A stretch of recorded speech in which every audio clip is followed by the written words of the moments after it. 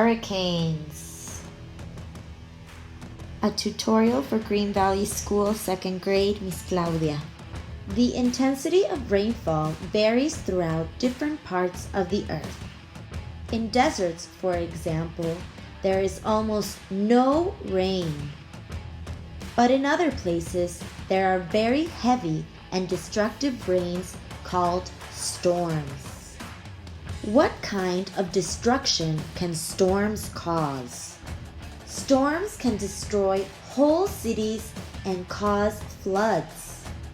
Did you know that wind and rain are some of the main components of a hurricane?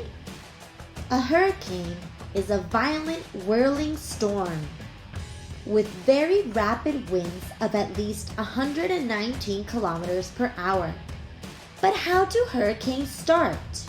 A hurricane cannot form without water vapor. Hurricanes always start in warm ocean waters near the equator during the warm season, like summer.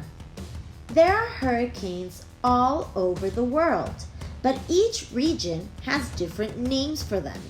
For example, cyclones, typhoons, and hurricanes. However, the scientific name for all of these storms is tropical cyclone.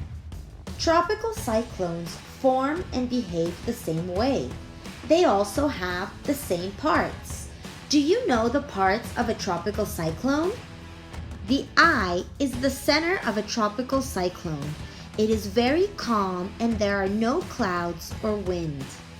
On the edges of the eye, there is a very dangerous zone called the eye wall.